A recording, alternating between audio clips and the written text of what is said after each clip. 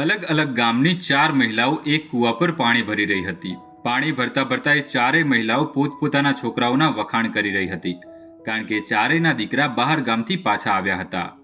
એક મહિલાએ કહ્યું કે મારો દીકરો તો કાશીથી ભણીને આવ્યો છે અને હવે તે મોટો વિદ્વાન બની ગયો છે. તેને મોટા મોટા ગ્રંથો મોઢે યાદ છે. આ સાંભળી બીજી મહિલાએ કહ્યું કે મારા દીકરાએ તો જ્યોતિષની વિદ્યા શીખી છે. એકવારે કોઈ ભવિષ્યવાણી કરે તો કોઈ તેને ખોટી સાબિત કરી જ નથી શકતું. ત્રીજી મહિલાએ કહ્યું કે મારો છોકરો ખૂબ જ ભણેલો છે અને તે બીજા ગામના છોકરાઓને ભણાવવા જાય છે. જે ચોથી મહિલા હતી તે ચૂપચાપ ઊભી હતી, એટલે બીજી મહિલાઓએ તેને પૂછ્યું કે તું પણ તારા છોકરા વિશે કંઈક જણાવ, એ કેટલું ભણેલો છે. ચોથી મહિલા બોલી કે મારો દીકરો બહુ ભણેલો તો નથી, પરંતુ એ ખેતરમાં બહુ મહેનત કરે છે અને મારું પણ ખૂબ ધ્યાન રાખે છે. વાતો કરતા કરતા ચારેય મહિલાઓ પાણી ભરીને આગળ વધી.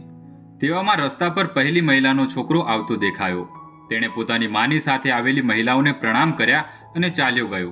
થોડીવાર પછી બીજી મહિલાનો દીકરો આવ્યો અને તેણે પણ બધાને પ્રણામ કર્યા અને ત્યાંથી ચાલ્યો ગયો. થોડીવાર થઈ ત્યાં શિક્ષક છોકરો દેખાયો અને તેણે પણ બધાને પ્રણામ કર્યા, થોડી વાતો કરી અને પછી ચાલ્યો ગયો.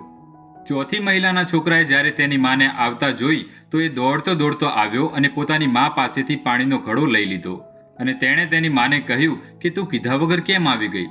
મને કીધું હોત તો હું પાણી ભરી લાવત. એમ કહી એ છોકરો પોતાની મા સાથે વાતો કરતો કરતો ચાલ્યો ગયો. બાકીની મહિલાઓ ત્યાં જ ઊભી ઊભી એ મા દીકરાને જોતી રહી.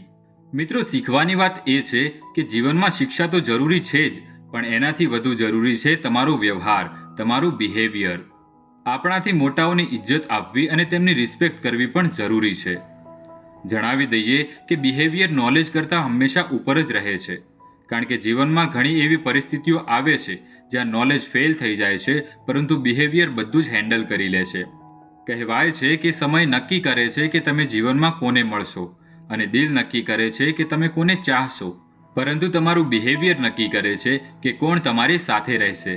કારણ કે તમારું બિહેવિયર, તમારો વ્યવહાર એક એવો અરીસો છે જેમાં લોકો પોતાની જાતને જોવે છે.